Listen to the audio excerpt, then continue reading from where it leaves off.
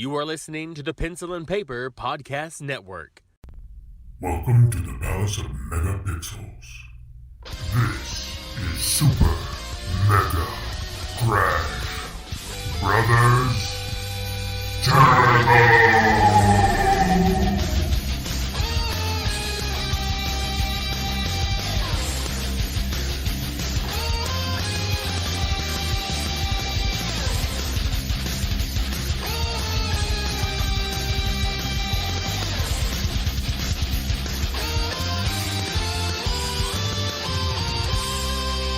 Hello, everyone, and welcome to Super Mega Crash Brothers Turbo. I'm your host, Stephen White. With me, as always, is my co-host, Lacey Finley. Happy Monday. So, we got a few things to talk about. Yes. You know, I guess I'll come up front and be up front with everyone about something. Because, well, how do I want to say this? Because I want to be modest. Really modest, because I can't help it. It's just the way I am. Well, you could just have me be the excited other voice in your head. Okay. Guess I have a job with Screen Rant. Yes! You know? It's exciting. I mean, I'm doing some training technically right now to, I guess, ensure that I am what they want. And then from there, who knows, we'll be seeing articles published, I guess, within the next week or so. That's so awesome. Yeah. See? So Yes. that was, for anyone on the Discord, I think it was the Probably Make This Work Discord. I was supposed to submit a little something for the upcoming Podcasters Assemble on the real Ghostbusters cartoon, and I really didn't have much to say, but I thought maybe I'll come up with some little something just to kind of throw my hat in, and I didn't have time, so that's why that was the big thing. And that I'm sure came they up. would understand and love and be excited for you too. Yeah, oh yeah, it's a big deal. Sure. It's a big deal. I mean, when I said it, I think there was an implication that it was bad, and I was like, no, everything's good. Just sure, like I just can't chat about it just yet. Yeah. I wanted to let people know, hey, I'm everything's good. That's what it was. Yeah. So hopefully things will come about of it, something good. Matter of fact, and then. Well, I'm excited for you. I know I've been excited for you ever since you told me. It was just. It was just one of those things that I did because I've been putting out. Anytime I'd see job applications for video editors or anything like that, I'd put in for it because, again, what are they going to do? Say no? Okay, so I'm right where I started. No big deal. And trust me, I don't like hearing no, but better to try than not try at all. This was one of those that I saw, I think it was for reality television writing. And, that's not writers. That's not my strong suit. Sure. But I thought, what the hell? I'll lay it out there. And before long, I'm getting correspondence.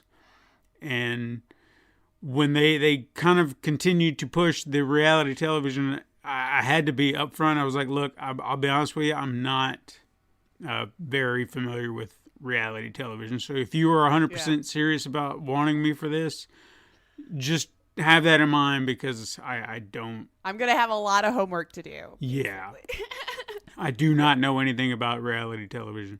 So then they said, well, what about movies and television? And then I was like, okay, now you're up my alley. In my wheelhouse, yeah. So, luckily that paid off.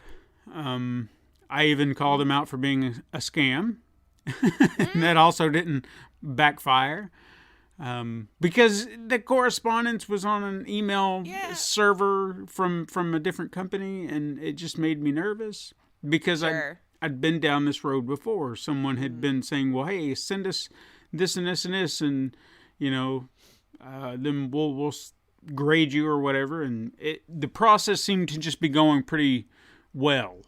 and pretty steady. And it was just like, okay, so they're not even looking over this. Okay, well, they're just... And then I got into my head and started questioning everything because it's too good to be true. To hell with you. You're trying to screw me over. I know what this is. And, trying to defeat yourself before they do it. Yeah. And when I called them out, the correspondence immediately stopped. And I was like, well, see, there you go. I called them out for being scammers. Screw them. Yeah, I knew it. And it took an entire day for someone to get back with me and be like, hey, we heard there was that we offered you a job and that you were a little concerned. But here's what it is and here's what you need to know. So if you'd rather, you can talk to me. And that put my mind at ease because it was from an actual email from the company. Right. And I was like, okay.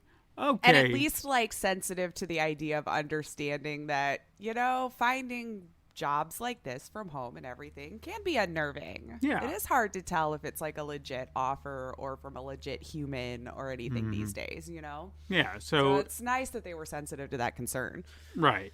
And again, I'm so grateful that I wasn't just immediately dismissed for that as well, because I'm sorry. I mean, I've been down that road, and I'm not going to fall for it. I refuse to be scammed over a job. Sure. Yeah. And it's not like it's a job I need; it's a job I want. Yeah. And there's a difference. So, yeah, that's what that is. I think you're gonna kill it. I think everyone should just tell Steven, stop defeating yourself in your head. I can't help it. Trust me. You got it because you were good, and they liked what you submitted, and they liked your style, and they asked you to be a part of it. And I think you should enjoy that a little bit more. I'm gonna try. I hope that I'm up to the challenge, and can get out of my head, because I got pretty stuck when it came to my training article, and it was stuff I knew. It was things it's just nerves. Yeah. I think you just got to take a breath, shake it off. You got this. It's probably nothing you hadn't killed in articles a million times before. Now you're just nervous because it's probably just in your head now it counts. Yeah, now it counts.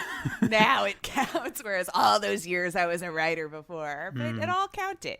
It all counted. Well, I mean, even when I'm writing stuff like this, I don't feel like I can get stuck. But I don't feel like I'm getting stuck because I don't know what to write. I'm stuck because I can't focus. Like the room will be too loud or something like that, and I get pulled away from it. And yeah, you care too much. Yeah, that's what it is. No, I get the feeling. I know it's hard to put into words. I get the feeling, but I know it's easy for me to say on this side, but I think you've got this, and I think you just need to keep telling yourself that. Yeah, well, yeah. I mean, I know, and I mean, hey, Have you even allowed yourself to squeal and be a little excited at all, or have you kept yourself hidden in this little nope, gonna? I'm waiting for doom. I'm waiting for doom. I'm letting everyone else be excited for me.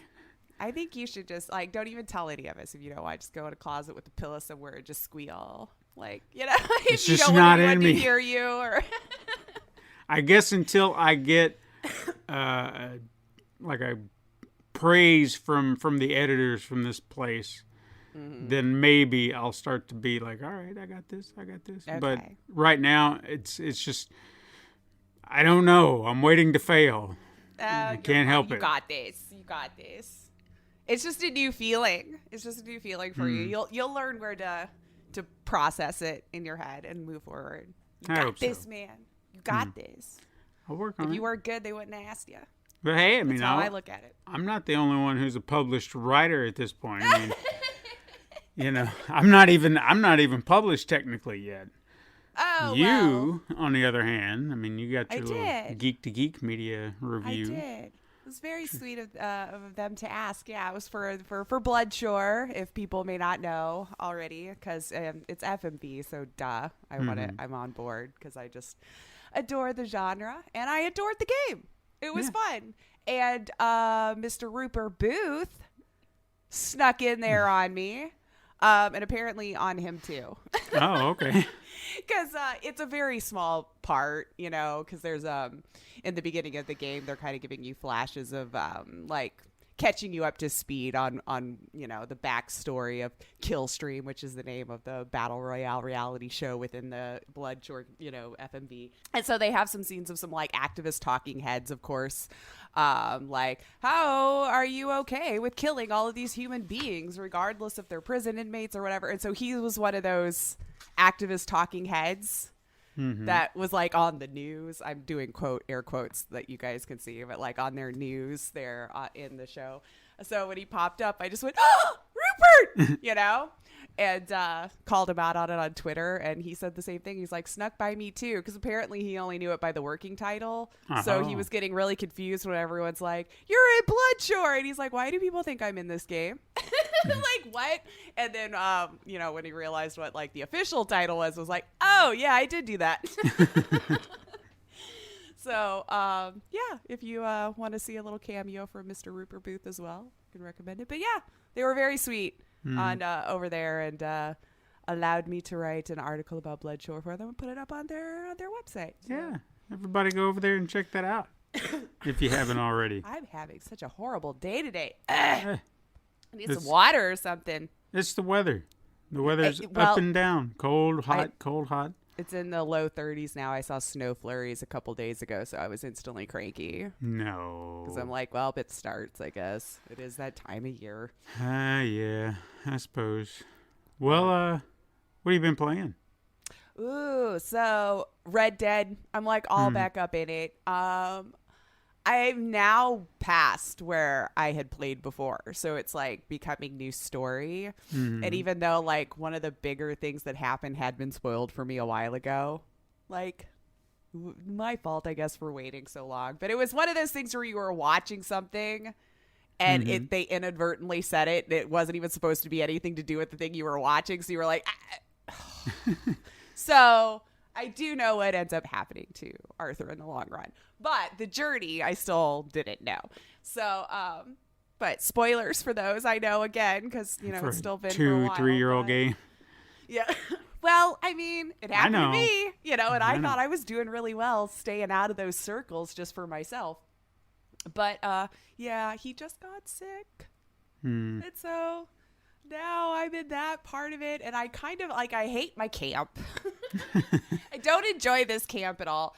But, you know, we're bad people, man. We're not good people. Really not. But I'm getting so sucked into the story now again because we're finally getting past it. You know what? Now, granted, I haven't beaten it yet. It says I'm 63% through just the story. Dear Lord. Yeah. Like, and I feel like I've put in so much time. Granted, I know I've wandered off a few times and got distracted, as you do in the game. You're like, For oh, sure. well, I'll go hunt or do something right now because this is what's the piece of candy that caught my eye. But I would kind of like, and again, without me having beat it, a game about Dutch. Yeah. You know, his story arc so far has been kind of interesting, just in the points that from the beginning of the game to where I am now. And I almost feel like it would be interesting to see like maybe a prequel on how Dutch came to be. Like, and again, I don't know what his fate or demise is in the game. For all I know, they all die. You know, like, because, you know, we've been having a rough go of it so far. I've lost some people. But, yeah, I feel like his character might be kind of an interesting dive to see how that arc. Because, I mean, what was he like before Blackwater? Who knows? I feel like I'm just seeing the deviation downwards. I want to see when he was in his heyday. Yeah, why not? Like, why did we all start following Dutch in the first place? I feel like that could be interesting. I don't know. Maybe just me. No, I can see it. I see where you're coming with it. Like, I want to know what pre-Blackwater Dutch was like now. But, anywho. But, yeah, I've been all up in that. All in it. I've been. And then, to break up the monotony of that, I gave myself a break yesterday. Okay. And I tried that unpacking game. It was on the Xbox Game Pass. And I remember when I watched the trailer when it first came out, I went, really? Like, even for me, really? And yeah, that's all it is. You're unpacking your house, and I beat it. Okay. I sat there and played the whole dang thing and didn't even realize it. It wasn't very long. I want to say like 2-3 hours maybe. And I guess it just depends on how fast you figure out where everything needs to go in the house. But yeah, it's just one of those chill, just kind of a strategy, spatial awareness kind of games where you unbox a thing. When you get an object out of it, you decide where it needs to get put away in the house. And then eventually you'll have more rooms, you know, and then, I opened something in the kitchen. This clearly needs to go in the bedroom or something. So you have to like run around the house and do it. And be damned if I made fun of it and sat there and freaking played the whole thing anyway. So I have no more legs to stand on for making fun of it. But so now I can recommend it. But I played it on Game Pass. I don't know that I would have sought it out otherwise. But Right. It was one of those things where it was like later at night and I kind of wanted to play something for a little bit but not get like too into anything with the story. I was like, well, this looks like it could be perfect. And then I sat there and played the whole damn thing. And then I also decided to play Prison Architect for whatever reason on Xbox Game Pass. This has been out for a while. And I was just like, I bet it's just like building a prison. I did no real research into it. I just saw the picture, looked like Cyanide and Happiness, like drawn characters, you know, just like the bubblehead and all this. And I was like, I bet we're just like building, you know how I can get into those simulation games. No, there's like an adult violent story that goes along with this that I just wasn't expecting about like some of the prisoners that are in prison, you know, and how they got there. And so it sucked me in even more. I sat there and played that damn thing all day yesterday, off and on, in between everything. I think I'm on the last one for the free campaign. I got plenty of DLC if you wanted to get it. But yeah, sat there and now I'm building my prison. I'm like now to the campaign where I basically have to build it all myself and just open it up and start it. And I think I have like 3 holding cells. I'm such a good prison person. I'm just going to tell you this now. I give them all like AA meetings and drug meetings and chapels. And what do you need? What do you need to get reformed? I will help you. I made my own parole office so they can get out, you know, as long as they're good. I did have to make a solitary though. Okay.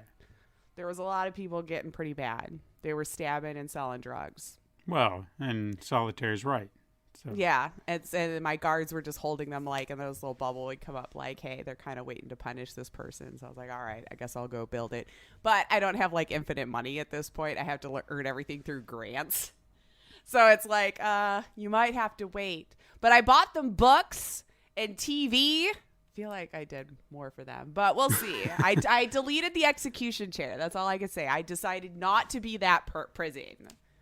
Fair enough. They keep stabbing people in the bathroom for drugs, we might have to revisit. Just saying, you're kind of making my life hard because I have to keep calling in a riot team and the emergency services and enough. So I'm like searching their cell every day. Every day. No privacy now. You keep stabbing people in my yard. It's so funny too. It looks cute when I know it shouldn't look cute, but it's kind of cute when they go into a riot because all these little bubbleheads just like jumping around with these little knives and stuff, and just rah, rah, rah, you know, my guards are getting hurt. I'm like, it's chaos. And then a fire started. I was like, oh my God. And they're trying to escape, but I have to go lock down everything. I have a delivery person stuck in the yard. I'm like, well, this is just where you have to be right now. I have people trying to escape. So just stay in your truck. But I'm not letting you out. They could be in there. I don't know. But I had a lot of fun with that, as you can tell. I can tell. I'm like, can't wait to go back and finish that one little campaign thing up and see how my mob boss ended up. He deserves bad things, though. He wasn't a good person. Well, who is? He's in prison for real reasons. Okay. Which actually, this was a good, totally off the wall, but it made me question it. So, like, in the game, you know, the reason why he was in prison was he timed the moment that his wife was cheating on him and killed them both. Okay. Right? Came home when that was happening, so double murder, goes to jail. What do you call a side dude? You know how you have, like, mistress? Yeah. What is the side dude name? I don't know. Yeah, I don't know why that game made me go, well, wait, what do we call him? Just boyfriend? Mister? I mean, yeah, Mr. Like, there's would an be... official name with mistress, right? Right. I don't know. We were looking it up, and my hub said he saw paramour, but I'm like, really? Do we use paramour? That sounds too nice. Yeah. But maybe... So siblings, if you know, like we have mistress. Is it just mistress? I'm curious. I actually want to know. Dava, what do we call them? He would know. Anywho. He might, actually. And would actually probably give me like a site source of how it even started, which would be an interesting dive. But anyway, so that was where my mind went after I watched that scene. I was like, wait, why do we have a dude for the chick but not the dude? You know what? Anywho. You know what? If he comes back with an answer, okay? Mm-hmm. If he and David, you're going to pay attention to this. If he comes back with an answer... We're gonna have to kick off a new segment on the show called Ask Dava. You know. Then you know what? And then what happens is that siblings, you have to send in questions to Ask Dava, and then Dava will answer them. There you go. We've just committed him to like a whole segment that he's unaware of. He's probably working right now, blissfully unaware. He was like, anyway. "Wait, what? What am I doing now? How do I keep getting roped into this stuff?" But what about you? That's what I played this week. I didn't play a lot. I did finish Carry On, which is such a good game. It's one of those I think I needed like as a palate cleanser, to where it was just simple, fun, just the right amount of puzzle elements to it, but wasn't too long either. Because I feel like I probably could have beat it within a day, and in a manner of speaking, I guess I kind of did if you combine my playtime, because I played half one day, half another day, and 4 hours, maybe a little bit more than that, ballpark. I'm guessing here. I didn't really keep track of it all, but it was a lot of fun. And the way the story kind of plays out, for what it's worth, it's not like deep into a story. It's more like you have to kind of figure out, based on the actions that they show you, what's going on, because there's no text narrative or anything like that. So they definitely set it up for a sequel if they wanted to do a sequel. And I think even doing a sequel based on the way they set it up could be a lot of fun, depending on how you do it. Mm-hmm. So I'm kind of crossing my fingers we might see a sequel to that, because it was a lot of fun. I would highly recommend it if you're just looking for something. I think that's on Game Pass too. I know, not a sponsor, but I stand pretty hard. Well, I mean, while you're talking about it, it is on Game Pass, because I got like a 2-month trial for Game Pass. I don't even know why I got it. It just happened to be in my gifts from maybe Discord. Microsoft just sent it to you to try to hook you in, baby. I guess. So I did sniff around. I was looking. Some of the games that I really wanted to play were console only, not PC. But I never bothered to look on that side, to be fair, because I was like, well, I don't have it, so I didn't want to make myself sad.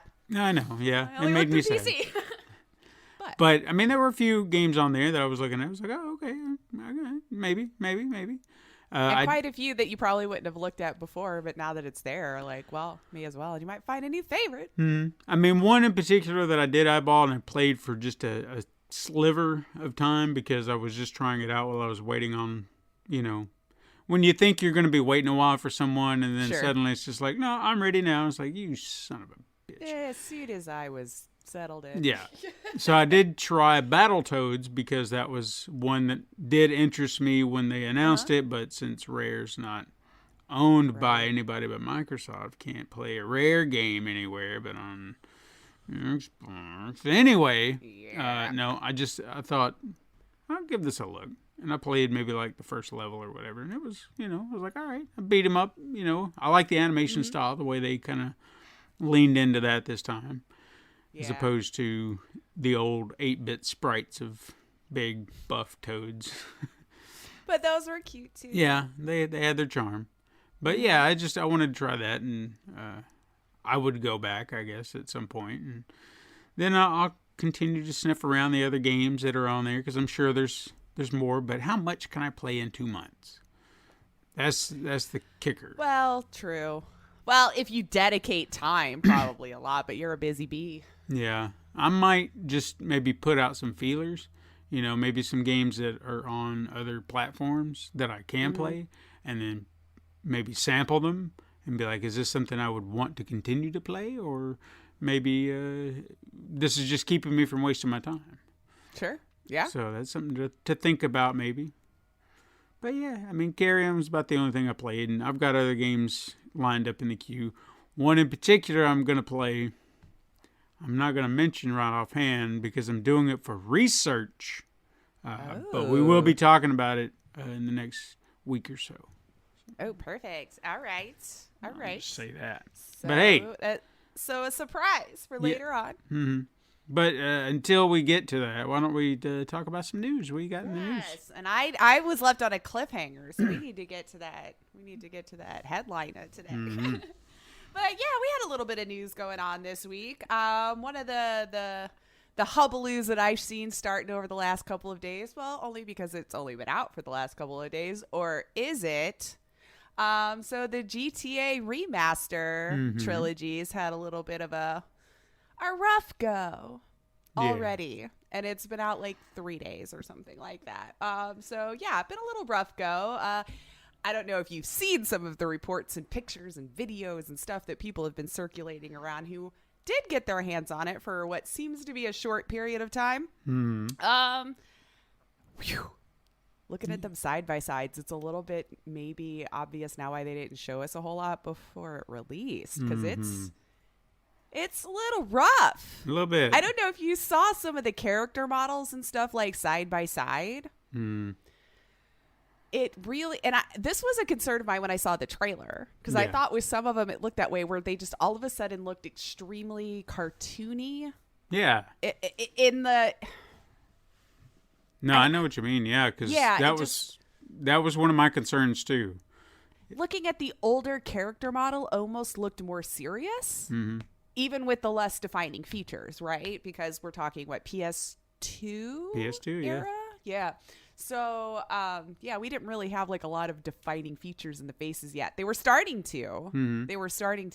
But regardless, oof. Like some of them were showing side by side. And now, granted, I haven't played all of the GTA games, so I'm not familiar with every single character. But they had one where they were showing a woman in a cafeteria. And then they showed the side by side. I guess she was wearing like a bandana in the first one. Bandana in the cafeteria, then moves to the one with the remaster. Yeah. And ooh boy, it looked like a balloon head. The bandana was gone. And then just for fun, they put a side by side of a modder who did it years ago.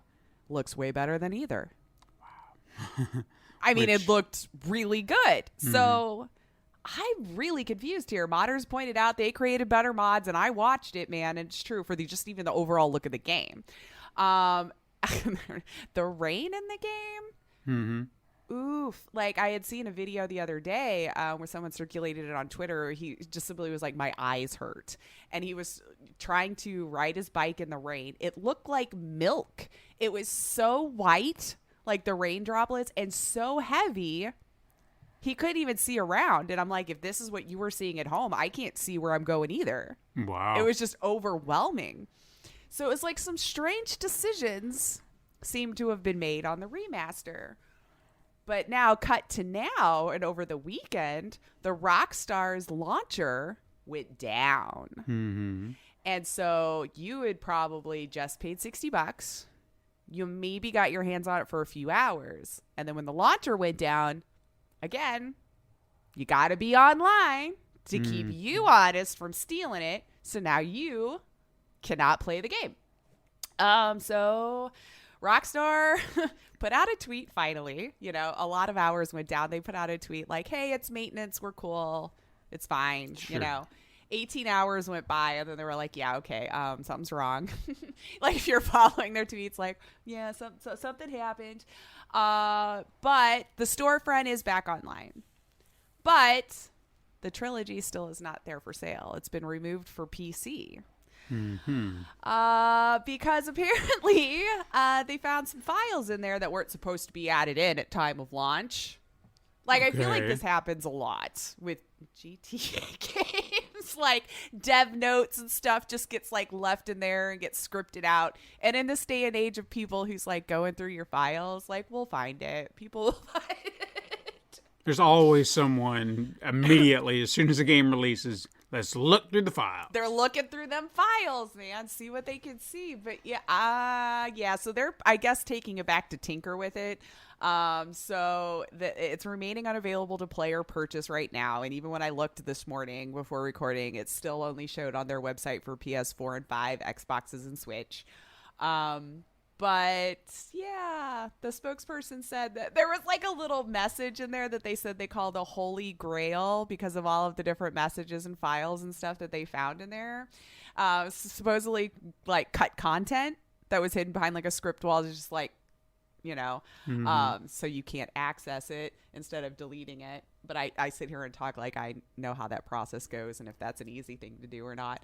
I'm sure like deleting a whole bunch of code would screw something else up. But the files are said to have some messages from Rockstar about a thing, maybe like, oh, well, we'll just leave this because it looks like this now. Or so it was kind of funny, some of them that we found. And the rest just looked like, hey, this isn't working. We're going to do this, like boring, mundane stuff.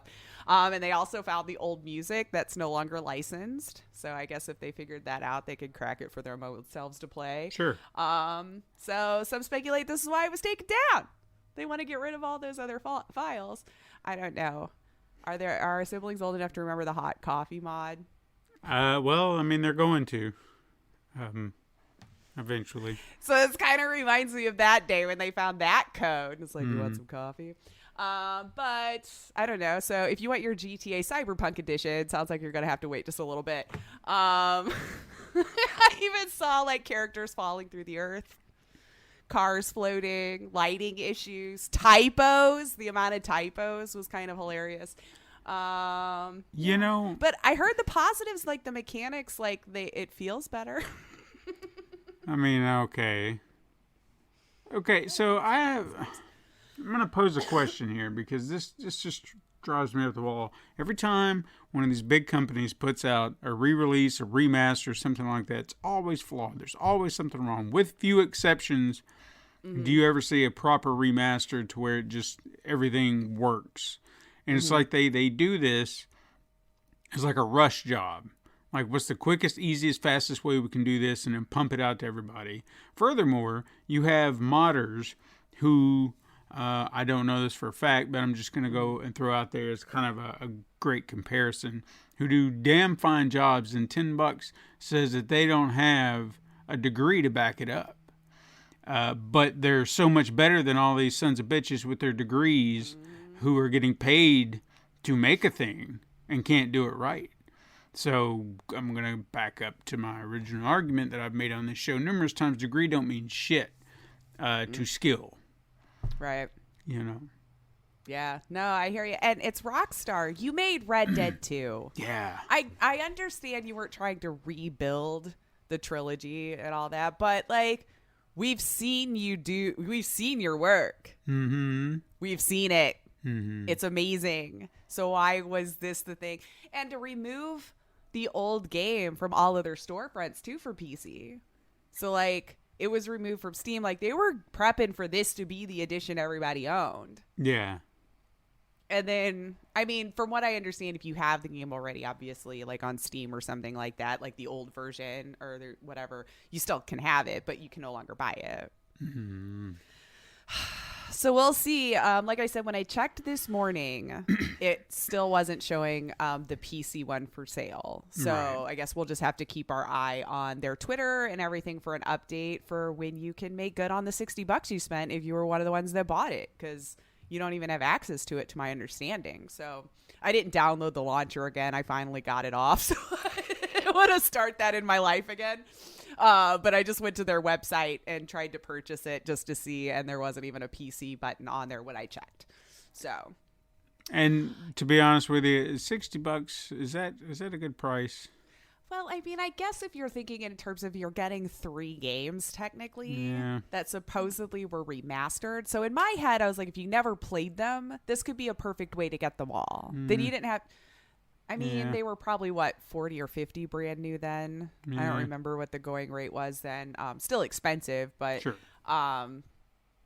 So I guess, technically, because their games are usually fairly beefy in content... So if you've never played it, I don't feel like it's a ripoff. Okay. But now having seen all of this, if you never played it, that might be a weird first impression for it. Like, maybe it won't bother you. You don't have a reference, like you didn't play it as a kid, and it won't crash your dreams and stuff you remember. But I don't know. Let's say if I had never played it and this was presented for me and I was told PS2, I probably wouldn't think twice. But knowing what they were capable of in this day and age and seeing how it ended up, no. It seemed like they made it a little harder in some regards. I mean, part of me wants to play it because I have memories of Vice City and Part 3. They were fun. Yeah. I never played San Andreas, but I mean, if I had it, I would play them. I played 3, 4, and 5. I never played like the offshoot ones, where like Vice City, like you said, or they had the specific city name. And I don't know why about 1 or 2. Maybe I don't know. I guess just 3 was the first one that got on my radar. I think 3 was kind of the one that got on a lot of people's radar. Like I remember. I think it was the original Grand Theft Auto when it was more just like a top down. Yeah. And I played it and it was like, for what it is, it's fun. But I mean, once they made that leap to 3 and what they were doing there, I mean, that changed the game entirely. Right. So, yeah. We'll see. I thought maybe they were just going to bake it a little bit longer after they saw it. But if it was those files, they're probably just going to figure out a way to get those out. But they're already out there, I would imagine, at this point. But that's the state of things. So I guess if you are one of the ones that are waiting to get your hands back on it, I guess just keep a watch on their Twitter, even though I've not been seeing they're very punctual on the updates for that as well. But I'm sure if they want your money, it's back for sale, you'll probably get that one right away. So let's see. Moving on then. Steam Deck delayed. Probably not a surprise. I mean, everyone's having that component shortage, and they're no different. All of us who put down a pre-order or the $5 reservation, however you want to look at it, got an email this week about it.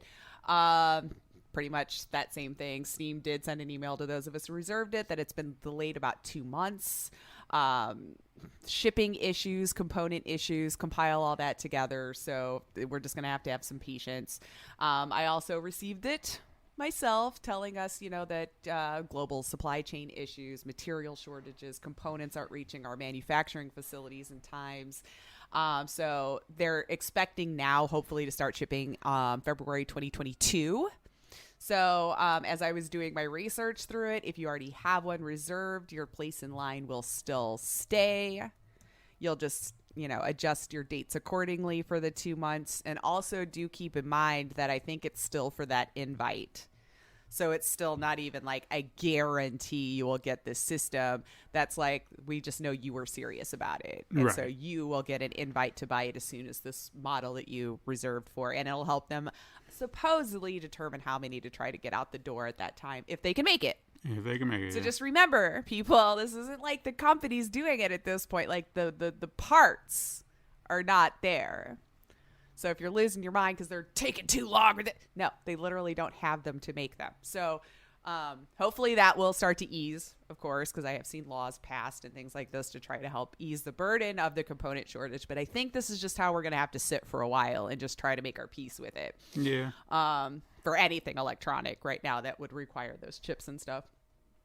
So yeah, I'll just keep my eye on that. I'm just going to leave my reservation put and just see what comes of it. Again, plenty of time to cancel if things go awry. Because they did say you can still cancel at any time, get your $5 back, so it doesn't sound like you're totally hosed. Even if you don't get it, it was $5 in my opinion, but I know $5 is a lot.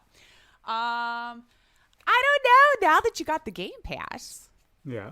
We were talking about this, maybe putzing around on Marvel's Avengers, for a bit, just to say we experienced it or what's going on. But they announced the Spider-Man edition. I saw that. If people were excited about that, seemed to be really digging the design. This is something I always like to pick your brain about, because I know you're very knowledgeable in like the eras of Spider-Man, or well, most comic book characters in this universe. But they had the I guess there's like a hero event, the Spider-Man hero event that they'll be announcing it all with, which is called With Great Power. So it's underway to launch this month, so November. Crystal Dynamics said there's a number of skins to choose from, and some of them actually I'd never seen before, and I thought they looked pretty cool. So I missed this. Hang on, let me pull oh that yeah, up. then bring up the pictures, because I think you would think they're cool. Here, I actually can just send you the link too, because I always keep all of my links. I mean, this so is I can check up on updates. Yeah, this is definitely something I want to judge for myself. You see what I'm saying? Yeah, no, for sure. Pull it up so you can take a peek. All right, people, let's see. Take a peepers. Let me look here. What? So we got The classic. First one, yep, the first one you see, there's the classic suit, as they're saying, from the 60s. I mean, 60s. I mean, I don't see anything specific about the suit other than just being classic that speaks to a particular era of Spider-Man. So that's just my opinion. I don't see anything. Like, to me, that just does look Spider-Man classic. Yeah. But again, with me not having read all the comics or whatever, but yeah, Spider-Man classic. Yeah, no particular era am I picking up on. It's just the classic suit that everyone has drawn at some point in time. Gotcha. Okay, the Iron Spider. Which, yes, the black and chrome one. Yeah. Now, granted, I know a lot of people would be like, this isn't like the Iron Spider as in, well, I guess it's the spider armor. Excuse me. So the Iron Spider is the one that's the Tony Stark red and gold. This spider armor was some odd. It was I remember when the comic for this came out and they showed this armor, and it just seemed so weird because it was like spider armor. Wouldn't that weigh you down and kind of hinder you a little bit? They may have even. Good point. They may have even brought it up in the book. I don't remember. It's been a long time since I read that particular one, but I remember the book. What's that metal? It starts with like an N. It's like super thin, but ridiculously durable. I don't know. I was going to say it's probably that stuff. Yeah, maybe. This third one here. What is? I like to pretend I know science stuff. What is this? The red and black The Mark Mark III armor. I mean, I don't know that looked from anything. cool. Spider-Man Ends of the Earth. Okay, well, see, that's a comic I don't remember reading. That's a newer one. I mean, it's cool, I guess. I'm not a fan of the spider armor. I think the Iron Spider stuff is probably as close to a fan as I get, but I don't know. Spider-Man and armor. I think it looks slick. Yeah. I don't know. Like, I get from a practical standpoint, but we are talking about superheroes. Sure. But I thought they looked cool. I like the black on red, and I'm not like a huge red fan on its own, but mixed with like chrome and stuff like that, I think it looks pretty sharp. Sure. I don't know. And then they had the Bugle Boy. That's another costume I'm not a fan of. I don't like these where they use regular clothes and a Spider-Man mask. It's that just one did look strange to me. To me, it's just basically wearing a mask. Yeah, it's just like regular dude running around in a face mask. It's like they couldn't come up with anything extra, and it's like just he's Peter Parker, but he's wearing a Spider-Man mask. Man, go. But he just pulled the hood down. Yeah. Yep, that's it. I don't know. I don't because like now you can see even where like the webs are coming from. You see, like it's the whole illusion is busted now. I'm supposed to believe it's coming directly from his wrists. But the Noir outfit I still think looks cool. So that was the other one. There's the Spider-Man Noir outfit, complete with trench coat. Yeah, and I mean, if for the comic it comes out of it, I mean, it works. You know, it's not a bad costume. It's an interesting take. Again, I'm not 100% a huge fan of it, but I mean, I do like the design. Yeah, the design is fun. Yeah, maybe it's just because it's so different from what I'm used to seeing. I'm like, that's fine. It's a different take. And then it looks like the last one, which is the Secret War suit. Yeah, now based on a limited series comic arc of the same name. Yeah, I was about to say, if anyone equates a Secret Wars outfit and Spider-Man, they immediately go to the original black and white Venom costume. Oh, yeah? Where it's like, oh, yeah, that's where he got it. Because if you know your comic history, that's where Spider-Man got the black suit. Now, this is from a different comic series called Secret War, not Wars, plural, which was, this is more like I did write War, too, and I said Wars, didn't I? This is a kind of a stealth spy outfit, because that was a story centered around a secret covert operation. So that's where this comes from. Well, this one looks almost as uncomfortable as the armor ones, really, because that just looks like it's latex sucked right onto you. Although people tell me it's not as uncomfortable as it looks. But it just feels like it would be, like you're suffocating. Right. Anyway, it also looks like he's got on swim booties. He does. He can just swim around in his little booties. Yeah, like little swim shoes. Those kind that's connected.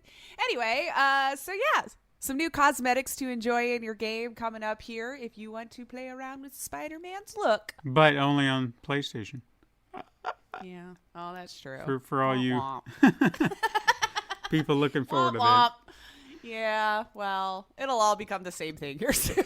I'm sure.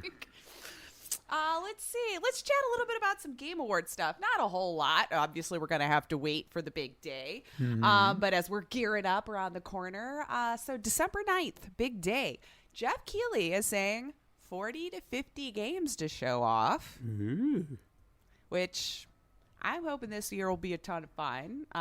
He's saying it'll be an in-person event, which we discussed, that they were going to move forward with that. Invite-only audience, of course, but we all can watch it at home, live streamed.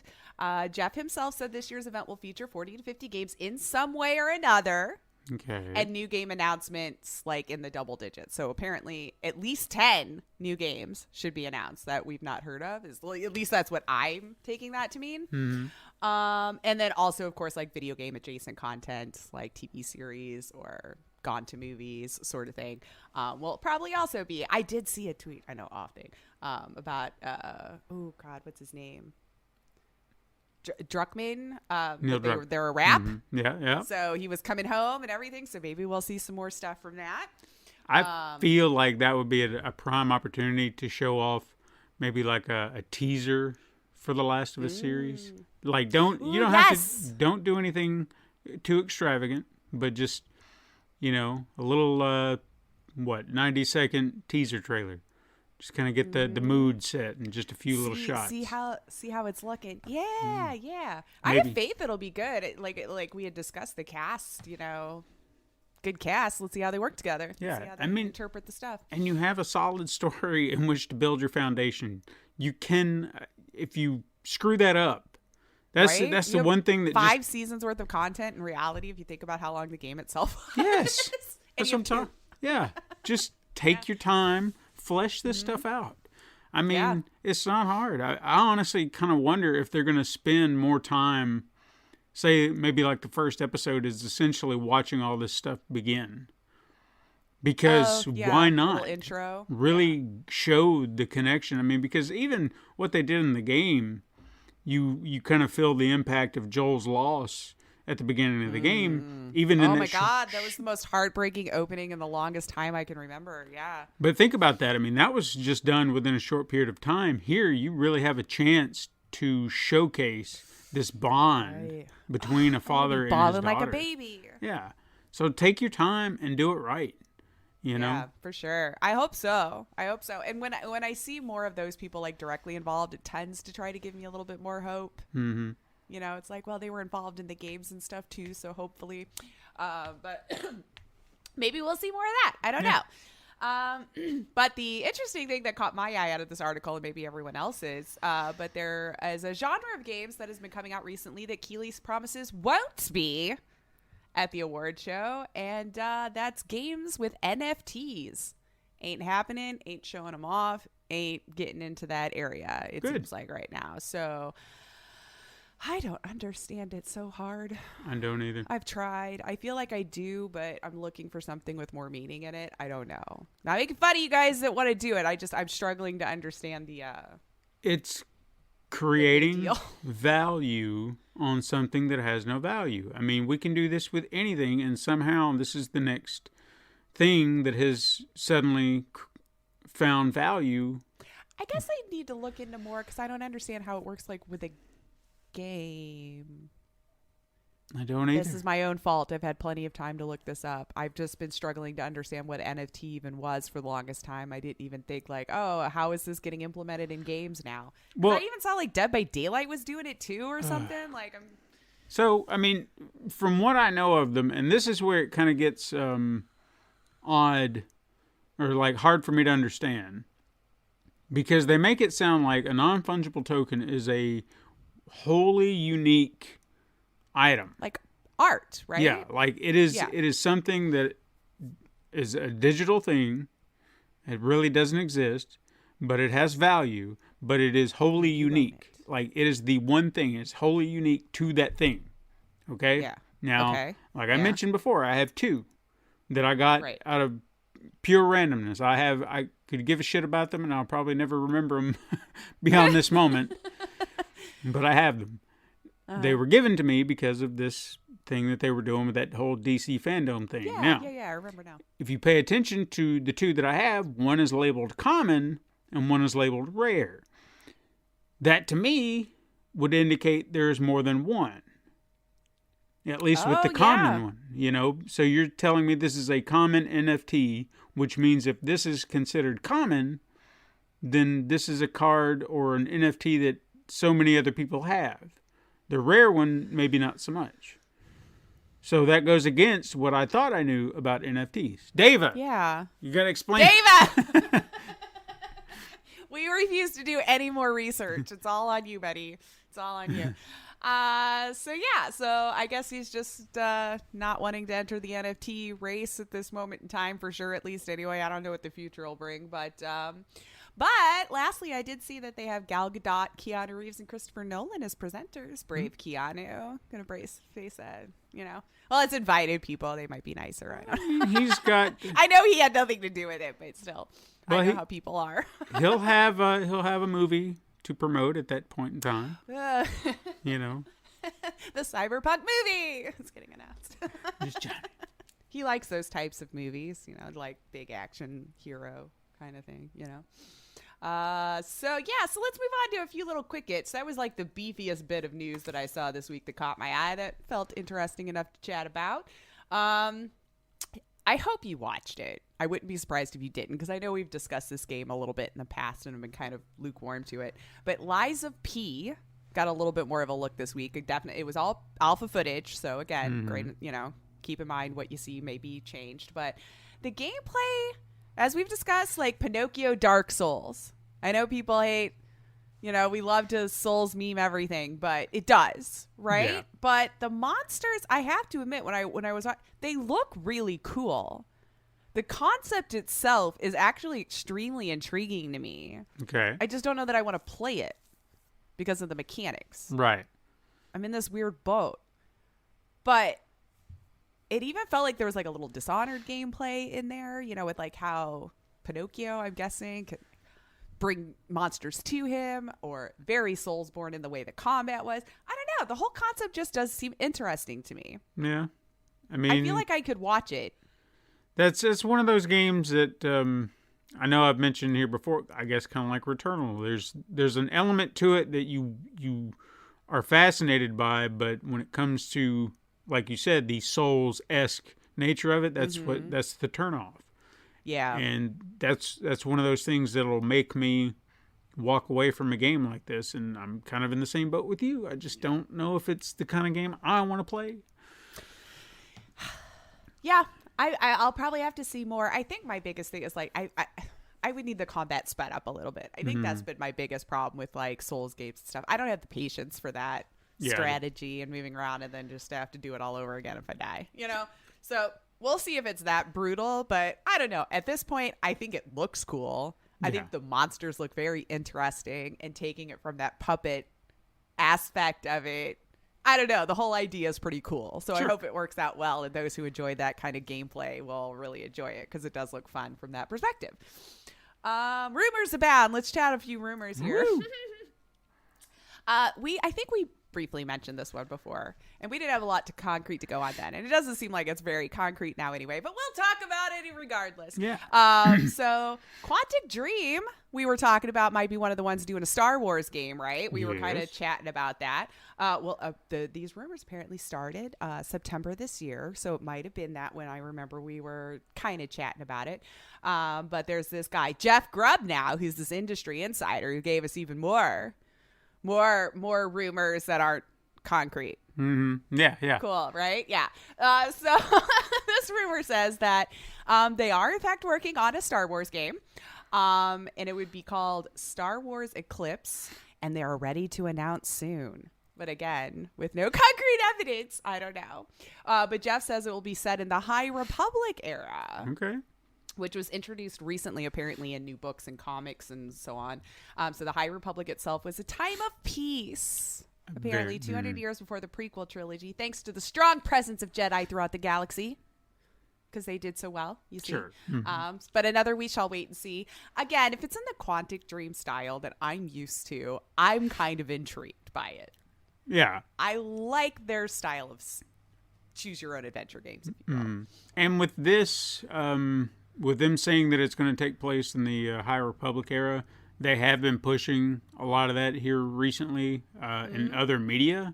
So why not make a game based on this? And since it seems to be very narrative driven, since again there's comics, there's books, there's so many forms. Like there was a whole launch of High Republic content when they did this.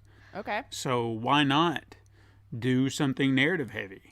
And Quantic Dream would be the ones to do it. They have freedom to tell any kind of story within that time period. I don't know if there's a specific set of characters they would want to focus on, but from what I hear, there's a wide swath. Why not? Do it. I'm all for it. And I mean, in my opinion, they do those types of games really well, and they've just improved on it over the years.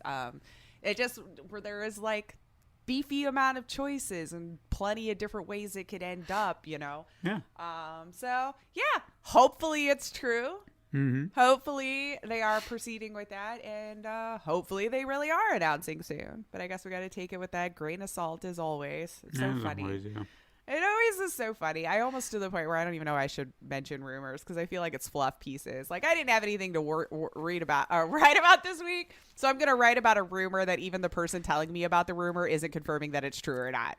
But let's make a whole article on it. But hey, they said they'll announce something soon. Game Awards. True. Game Awards. True. So we'll revisit this if my words just aged well or not. Ooh. Speaking of rumors, and this is unrelated to games, but still rumors nonetheless, because everybody's been looking forward to this. I have it on not good authority, but still gonna just stand by it anyway. That we will be seeing a brand new trailer for Spider-Man: No Way Home tomorrow, Tuesday, November 17th. Oh yeah. Okay. So just be aware. Do you mean Now Way Home? Now Way Home, yes. Hashtag Now Way Home. Hashtag Now Way Home.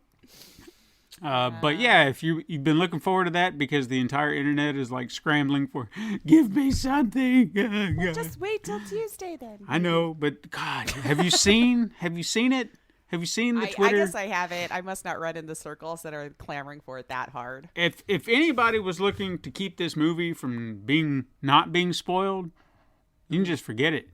Because every little tidbit, every little thing that they were trying to hold back from the audience, just be like, look, we want to surprise you.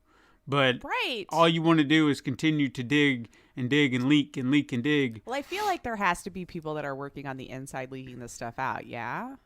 Maybe not. Because, like, I don't know. If you were gonna, I don't understand the nefarious mind, I guess. How to get a hold of this stuff. If there were people, if it was me, if I worked for Marvel, I mean, me personally, knowing the type of person I am about these kind of things, I wouldn't want a damn thing spoiled for me. So if I could spoil, like, if I could leak fake images, if I could leak anything to throw people off. Troll them all. I'd make sure they look so good and so legit. And I'd be like, I have it under good authority.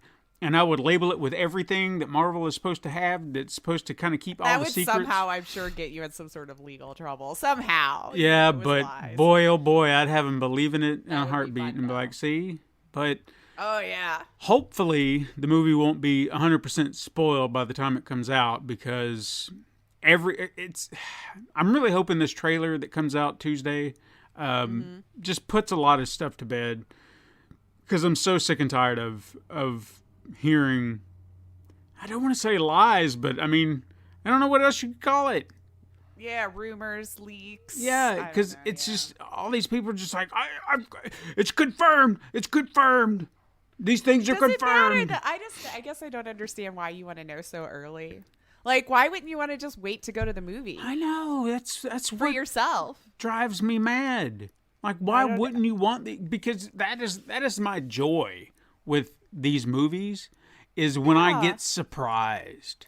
Yes, even with games, any of those in those mediums, I want to experience it for myself. Then, Yeah, like even when the last movie came out, Far From Home, and that both the endings of everything. I mean, I was just sitting there going, like my brain was about to explode, but I was just so excited. I But walked it's out of fun, the theater yeah. excited because I couldn't wait for the next one.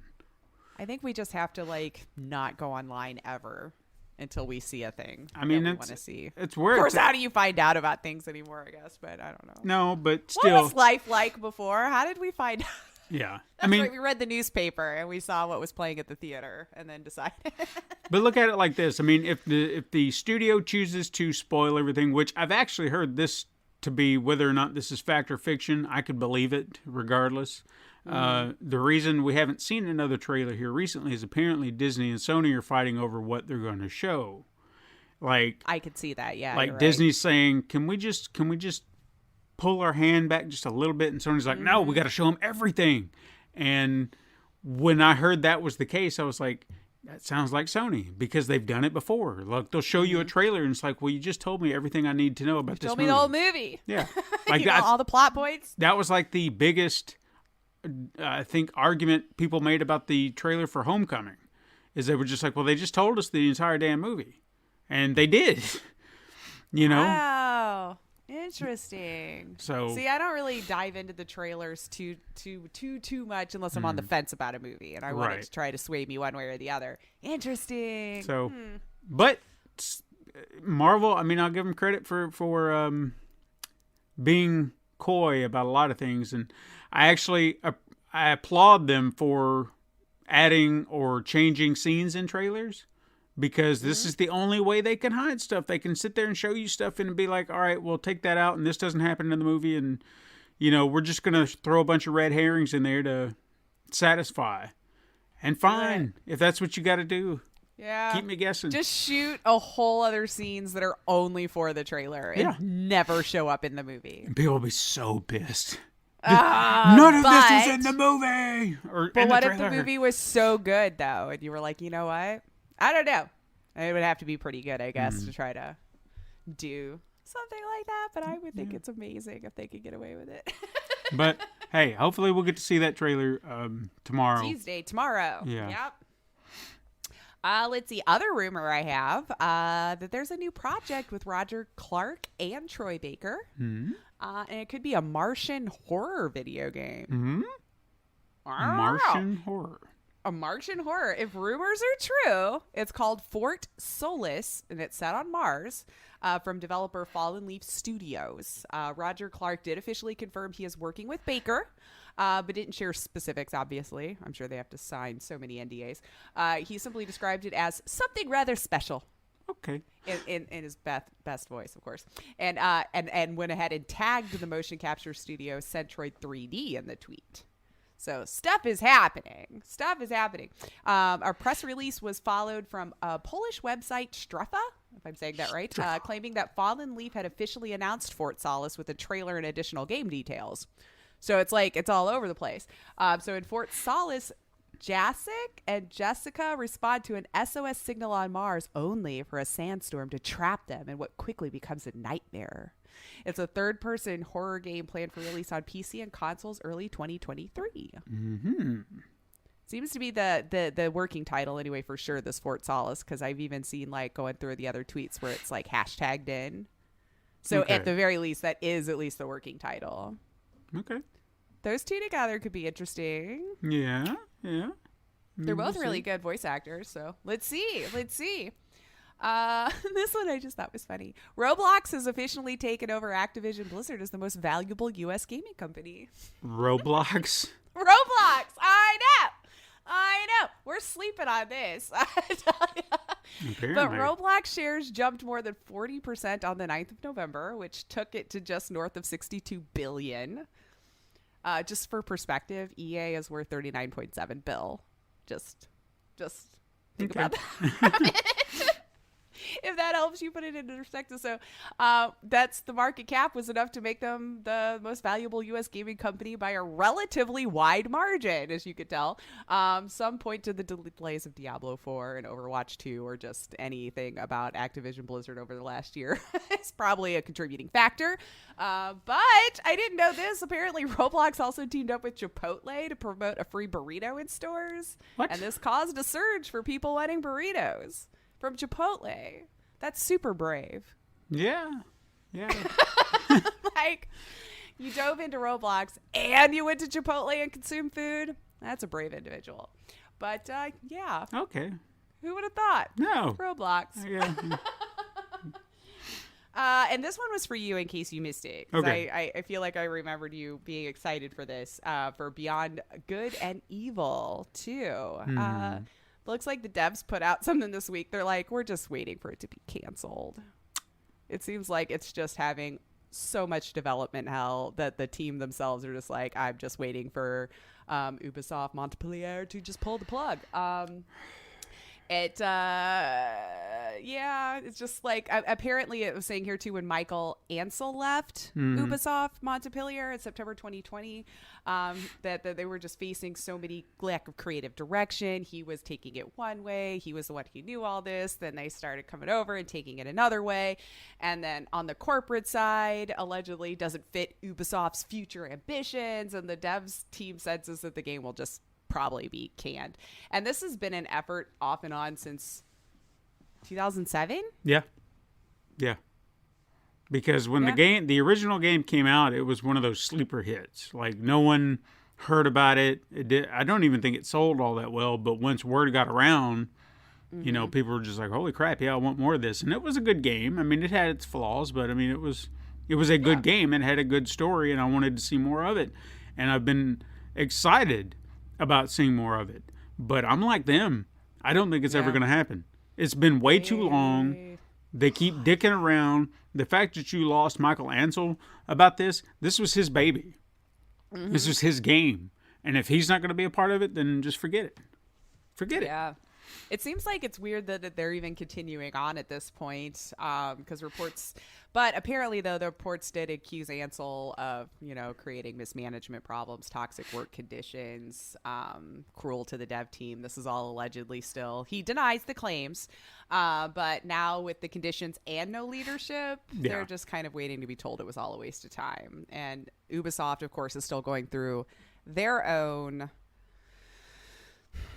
internal issues like Activision Blizzard. I know Activision kind of took the limelight there for the longest time, but Ubisoft was experiencing that before as well. Sure. And they're still fighting for their day. So it seems like there's just a lot that's going to kill that game. And I didn't realize till I was looking into it, like since 2007, I was like, wow, I'm surprised they're even still bothering at this point. I mean, it's graphics, everything will have changed so drastically in that amount of time. You basically would have to rebuild everything anyway. Everything about it has changed. I mean, even from the initial pitch that they mentioned, then there was a different pitch when they were re-announcing it, and then it changed again the third time, and it's just, I don't even know what game you guys are making anymore. So just don't bother. Neither did the devs, apparently. So we're all in the same boat. It's going to be a train wreck by the time it releases, so just forget it. Don't worry about it. Yeah. I mean, hopefully you still get paid for your time. Yeah. But, wow. Anywho, moving on. Last little quickie I have. Officially, Metroid Dread has reached the highest launch month sales of any Metroid game since they've been, keeping track of the rankings for that sort of thing, which it was from the global group NPD. So apparently they do a lot of global market research stuff, or since they started tracking it. So biggest one in tracked history. Good. For the Metroid games. So GG. Mm-hmm. You enjoyed it. And I've got something for you today that we haven't done in a while. I'd buy that for $1. Ooh, what you got? I'm going to roll the dice that you didn't see this week. Okay. I'm going to roll the dice that you didn't see this week. So, in this week I saw an article, and let's say it's a hawk in a case, I guess is what it is. So, Xbox and Gucci have teamed up and collabed on a console. Here you see. Starting on November 17th. So you can get this really soon. Gamers can try their hand at one of only 100 consoles that will be released, each having been reimagined through the Gucci archival details, you see. The consoles will be available to purchase at one of several Gucci locations around the globe. There wasn't a plan for if Gucci will make Xbox fans wait in line. So I don't know how, So the package Gucci has put together for the console is, well, it's interesting looking. The Xbox logo is on the side, and then that good game Gucci's branding is on the side of it there. And the fabric, it's a fabric case, and it has blue and white stripes with yellow trim. Just try to give you a little idea here. Okay. The fabric has that GG pattern. And then Gucci says it's recalling the vintage luggage look, which if you look at it, yeah, I could see that. Like those old vintage like handbags and stuff.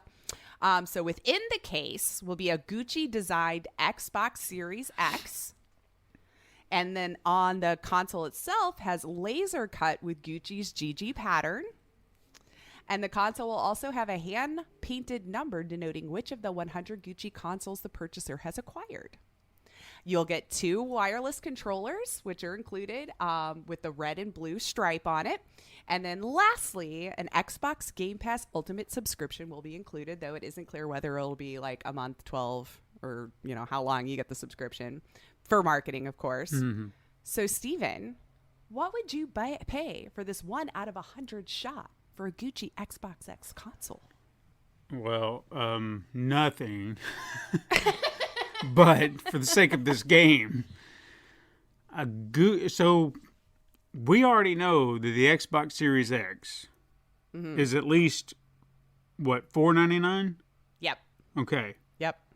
Now you are redesigning it with Gucci. Mm-hmm. And that's already expensive brand. To my understanding, yes. I own nothing Gucci. And they're only making 100, which makes it even more rare. Mm-hmm. And then you got the case, of course, that the and Xbox the case. Yeah.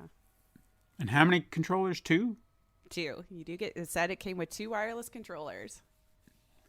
All right, I'm gonna have to aim high here because I do remember hearing something about this, but I didn't look into it enough. Okay. But I feel like when you said it, I was like, did I see that? I saw something about that. And I shook my head and I kept moving along. I was just like, I'm not reading that. That's a fair response. The hell with that. Because the odds of us getting one, even if we tried in this day and age. So, all right, I'm going to aim high.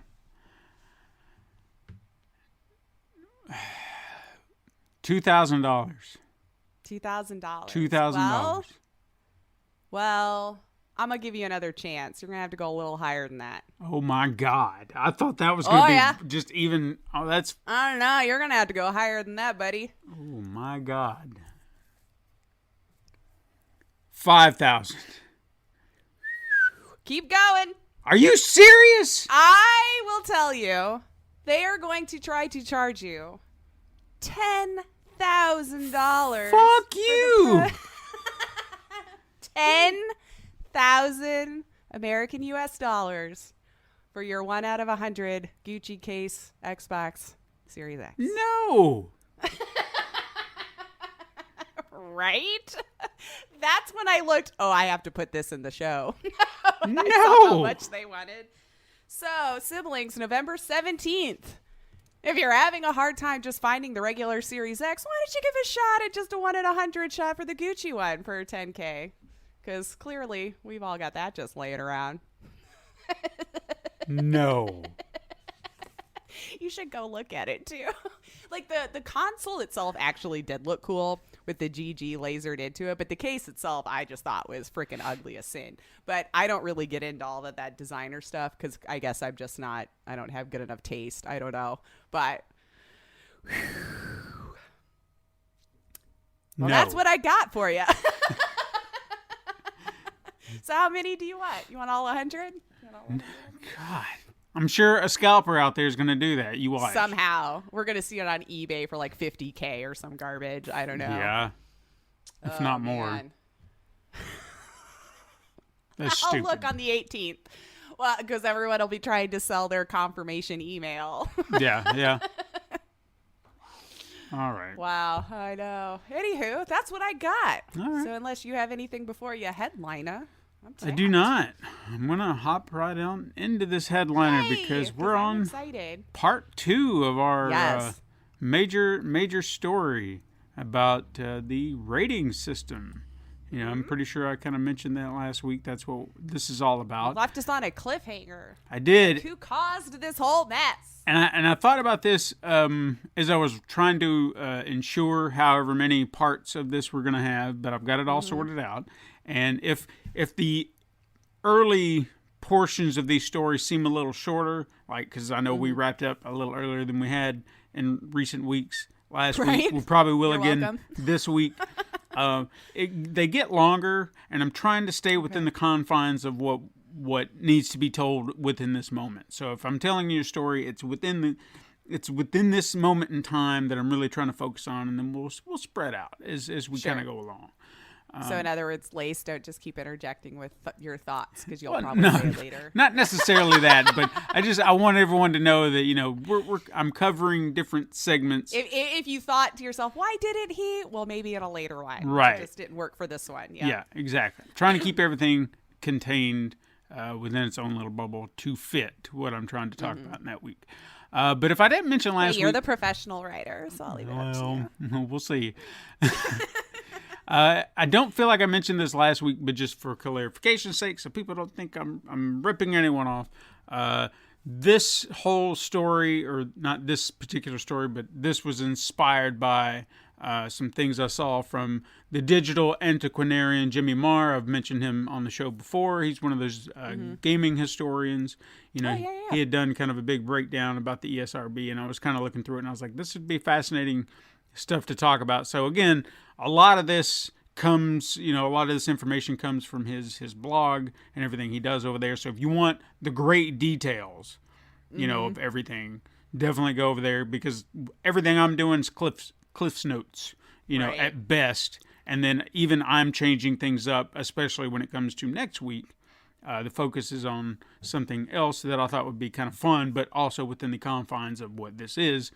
So I don't want to give away too much, but Gotcha. for the remainder of this month, that's what you're going to be. You're going to be hearing this story. So just so you're aware, I'm getting you through to the Christmas season. Yeah. With stories. But anyway, yes, go check out his blog if you want to go ahead and just have all this crap spoiled. If you don't want to stick just around. Stop listening now. Go read it. Come back. Be like, yes, I did read that, Stephen. But if you want to hear my Cliff's Notes version, just wait, and then you can go over there and get the unabridged version of everything. This is the sampler. Yeah, this is me taking all of this information and cramming it into a nice package, a condensed version, if you will. So anyway, last week I mentioned the video game industry's early flirtings with explicit content. Atari was blindsided by pornographic games on their console, while PC gamers embraced their quiet little hole that Those 8-bit boobies. Yeah, no one noticed what was going on in the PC landscape. So it was like, shh, don't tell anybody. Don't ruin our fun over here. Don't let them know. And keep in mind, just hold on to that little nugget as we go on through the next couple of weeks, because that's very important. Don't tell anyone. Shut up. Shut up. We're not hurting anybody over here. Leave me alone. But all the while, Nintendo was trying to change the landscape for the better, trying to be pure, family friendly. And then before you know it, Sega comes around and they sandbag the shit out of them, because that's competition for you, baby. Now, in the 90s, arcades were still relevant in the gaming space, albeit as what could possibly be seen as a testing ground for consoles. If a game was popular enough in arcades, chances are it was pretty good that they would make their way home. They wouldn't be as flashy as the arcade machines because, they were using dedicated hardware to power their games, usually made for the game itself. Right. One of the biggest examples of this that I can remember, maybe you have an example you can share, but the one example I can remember of this being something I was excited for was Teenage Mutant Ninja Turtles. When there was an arcade game for that, it was just like, oh my God, Turtle Mania was in full swing. This game was amazing. 4 players all at the same time, and you're getting to beat up the foot. Couldn't ask for anything better, Right, yeah. And even when there were, at this point in time, there were still games like Double Dragon that started off in arcades, and then they came home. But this was one of those that I felt like I knew very well, and I'd played quite a bit in the arcades. So when the announcement came that it was coming to the Nintendo, like I was super excited. I was like, oh my God, I can play it all the time. This game that I loved at the arcade's going to be at home and I can play it whenever I want. It's just too much. I was so excited. So at that point, from that point on, I'd say, I kind of took note of certain arcade games that I would see here and there and wondered if they would ever make that jump. Would they be something that I enjoyed playing for a quarter that now I could rent or buy? I was renting most as a kid, because it's all I could afford, I had $3. I told you mine. I used to go to the pawn shop and get a game for Nintendo 50 cents, $1 for 2 sometimes. I didn't have a pawn shop around my house, so. Oh. Or let me rephrase that. I probably didn't look hard enough. That's true. I'm still not sure why we knew they sold games there. Who knows? I was a kid. I was just like, cool, I get to go here. Another game that I remember kind of seeing in arcades before it made its way home was Street Fighter 2. You'd see it kind of here and there at our, Walmarts or whatever, and at arcades. And I don't feel like it was that far removed, like the arcade version to the home console version. I feel like they were pretty equal in standards. But around this time, in history, in the 90s, as you will, I don't remember a specific date, so don't ask. It's been too long. Yeah. Anyway, around this time, a friend of mine from school told me about this game called Mortal Kombat. Whoa. Now, he explained the realistic look of the game and that there was blood that flew around everywhere as you're fighting. Now, obviously he was mistaken because the game that I see in my head was just not this game he was explaining. This is too good to be true. There's no way that game exists. Right. So I eventually made my way to the local Walmart to find this unicorn of a game. Because if you remember, I don't know if you remember probably, I don't know about the rest of people, but Walmart used to have like little arcades out in their lobby. They did. And that's where the kids would stay while the parents went and shopped. They'd be like, just give me quarters, I'll stay right here. And then even if you ran out before they got done, you're just sitting there staring at it going, well, they didn't care where we ended up as much then as they do. That is true. That is true. But eventually I stumbled upon Mortal Kombat in the lobby of a Walmart, and it wasn't quite what my brain had concocted, because my imagination likes to work in extravagance. It's always much wilder than blood. Yeah. So anyway, I pop in a few quarters to see what all the hubbub is about, and I start to get really impressed by what I'm seeing. Because fairly lifelike looking characters on the screen. It's like, all right, this is kind of neat. And then you got the sound and the music and everything, and it's really starting to kind of catch my eye. And then I see blood, and I'm like, oh, that's new. Blood in a video game? Right. While I have no recollection when it happened, the obsession to play this game surfaced once I learned about fatalities. Because the blood was one thing. Fatalities is quite a different thing. Whole other game. You know, yeah. you can punch all day and just see blood flying and be like, oh, yeah, that's kind of neat. But killing someone in a video game? Did you rip their spine from their head off? Right? No. Now, to our younger listeners, this might seem very quaint, but let me put this. I'll listen to them. let me put this into perspective, okay? If I may. We did not grow up with violence in video games. Okay? There was not a speck of blood. Okay? Yeah. No swearing, no sex. Video games were the equivalent of Disney when we were kids. It's like television today being compared to the television of the 80s. Not the same at all. Not in regards to what they are more allowed to do or the boundaries in which they can cross. But then they push, yeah. Suddenly, this game comes along, and I find out there are death moves. I have to see the death moves. Mm-hmm. You know, I don't care if the computer does me in. I just want to see them kill me. Do that for me. Right. Computer, kill me, please. Just do it. And I wasn't the only one either, you know. Mortal Kombat was suddenly this overnight sensation that took over and spawned so many knockoffs that were trying to capitalize on its success. And I feel like a lot of developers missed the mark on what made Mortal Kombat good. Because if you look at a lot of these knockoffs, they were just slapped together with poorly designed mechanics, and they just threw in whatever blood and gore they could and said, that'll do it. That'll take care of that. Yeah. I don't know if you remember this one. This is probably the biggest offender in my book. It was a game called Time Splitters. Yes. The controls were so clunky. And the whole idea was to, like, when I first played it, I was like, oh, wow, that's new. Because it was, I cut somebody's arm off. And then I stabbed them, and then they instantly died before the game. Or I actually fought this character for very long, and I was like, what happened? You know, this wasn't a fight. This was a slaughter. I just killed this guy. And you know what? Cool. It's a new mechanic, but it's just not the same.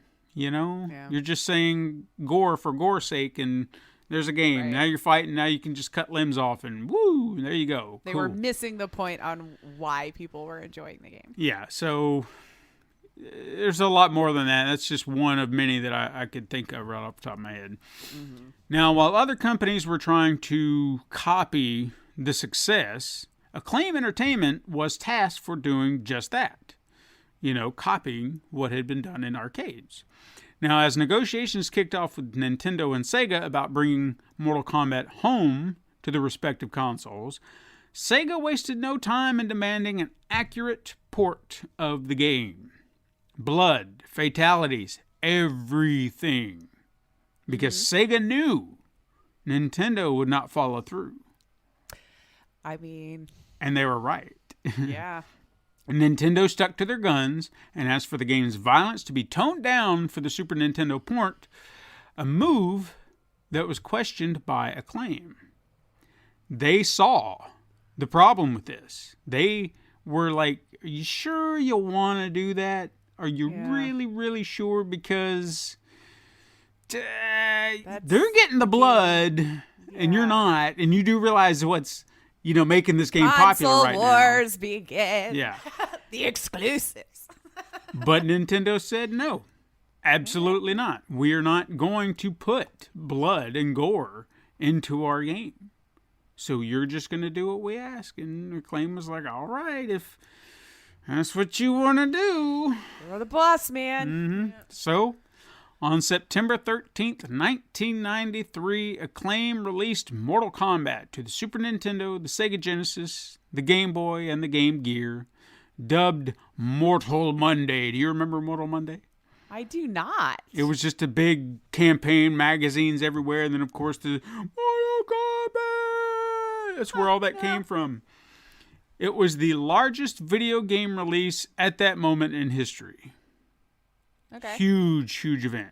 No one had ever seen anything like it. Total sales began rolling in. It was becoming quickly apparent that Nintendo's gamble wasn't quite paying off, because Sega was outselling Nintendo 2-1 and relishing every minute. Oh, yeah. Because for so long they had been vying for that top spot. And this was the validation they'd been craving. Mm-hmm. Now, Nintendo found itself in a bit of a conundrum. Do you remain true to your standards? Or are you going to forego all that shit for $1? For the almighty dollar. Because at this point, this was proof that their model was not going to be sustainable forever. This was that test to really see what was going to happen. We want our blood! Now, before committing to such a big decision, Nintendo may have overreacted to Sega's success in a way that would ultimately backfire. Now, while this is wholly unconfirmed, okay, but, stories and things like that, I'd say there's a sliver of truth in there. Has to be. Something in there. But again, not wholly confirmed. It's just saying there's seeded out. But anyway, some sources claim that in the wake of Mortal Monday and Nintendo's, failure, as it were, a representative of Nintendo reached out to Senator Joseph Lieberman and arranged to show him what Sega was producing for today's youth. I.e. He went and told Daddy on him? Mm-hmm. So apparently they went and showed them Mortal Kombat on the Sega, since they had the blood and all that. But do recall that the game did not have blood unless you entered a code. And this wasn't on the surface level. You actually had to enter a blood code. Now, they did supply you with the blood code. Sure. But it wasn't initially on when you started the game. Okay. So I don't think I knew that. That was almost like a way of... It was their way of skirting that line to be like, well, see, you don't see it up front. They're the ones turning it on. Right. Your Honor. Just so you know. So you know. However... we tried to hide the script code. Now, as we assume that's one way of hearing that story, there is another story that contradicts that story. According to Senator Lieberman himself, he says he learned of Mortal Kombat during a conversation with his chief of staff, who mentioned that his son was asking for a copy, which he refused to give him because of the violence. And then, of course, that led them down a rabbit hole, which ultimately led to the infamous Senate hearings regarding video game violence, which we won't talk about today, but we'll get to. There's a lot making me angry. That's a lot to unpack there, trust me. But what motivated the good senator to target Mortal Kombat? Because the public outcry against the game was minimal from what I can remember. It didn't really start until he started in. Mm-hmm. Violence and gore had pervaded films for decades prior, although the late 80s kind of saw a decline in gore because of parents groups and religious organizations being like, oh, no, that didn't know that they didn't have to put it on their TV in the first place. Yeah. I mean, even since the dawn of time. Even characters like Jason Voorhees got neutered because of this stuff. Friday the 13th, Part 7, there was a lot of gore in that movie that never got to see the light of day because the studio was like, we gotta cut all this. And it's like, but why? Even the stuff that got cut, if you compare it to the gore of stuff we see today, it's tame in comparison. It's even the Mortal Kombat then. Yeah, that we have today. Tame by comparison. It's so amazing to realize. Tell us no, we make it bigger and better. So maybe votes were at play here. Maybe the good senator saw this target as an easy win to rack them up, and then he can just be like, "Hey, I'm the savior of children's." Right, yeah. In any case, the Senate hearings would take leaps trying to justify regulation of video game content, arguing its effects on the adolescent psyche. Something that was hard to argue against when you frame it just right. Oh, we're still doing that. Yeah. Well, let me give you a great example that would have been used at that time. Okay.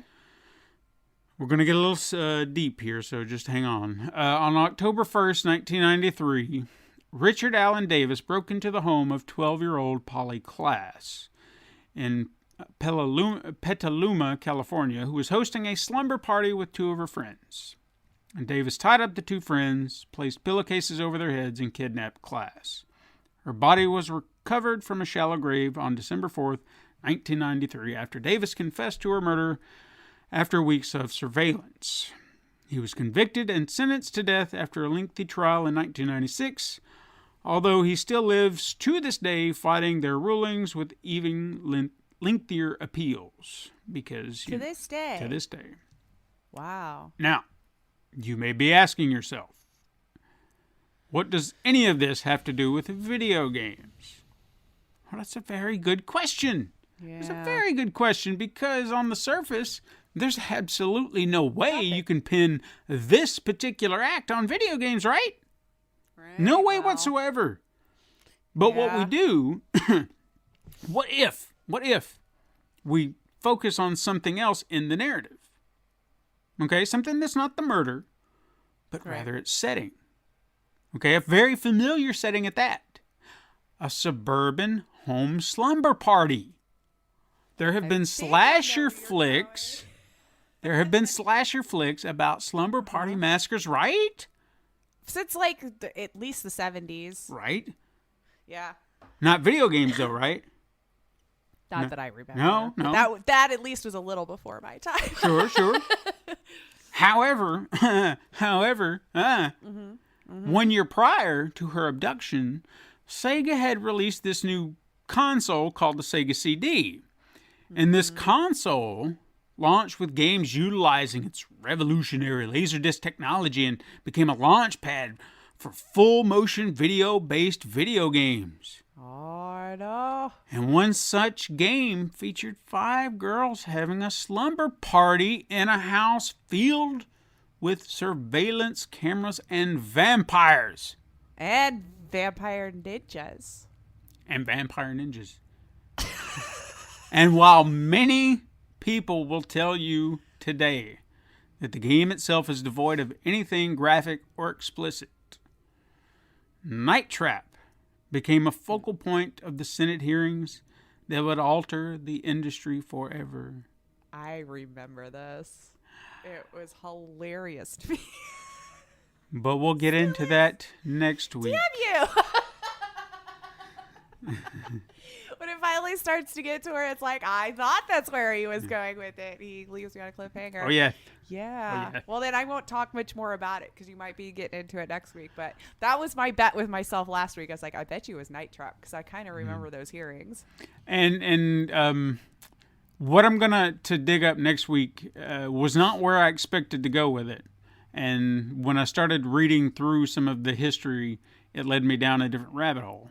And I was like, okay, we're going to focus in on this because it will seem like a side story, but it's important. Gotcha. No, I trust it. Excellent. Oh, well, this is fun. I can't wait for next week because I want to hear more about that because, yeah. I remember that hubbub. Of course, me with FMVs. I was like, what? Mm-hmm. I was still young, but I was like, I don't get it. What are they saying is wrong with it? I don't know. It's so ridiculous. All right. Well, that's our show. Woo.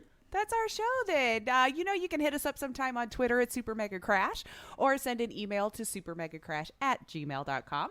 You can find us on Instagram to view the weekly icon art Stephen puts time and love into.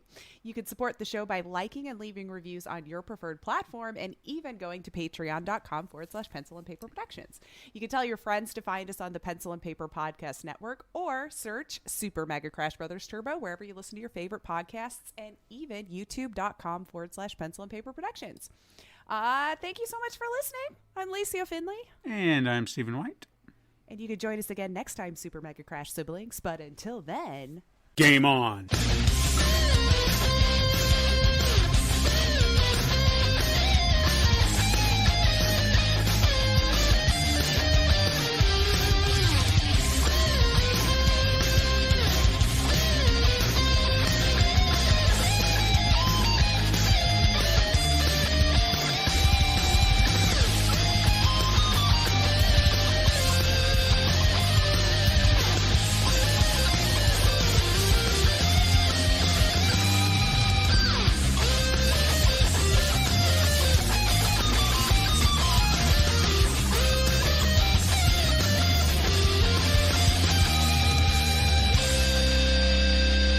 This has been a Pencil and Paper Podcast Network production.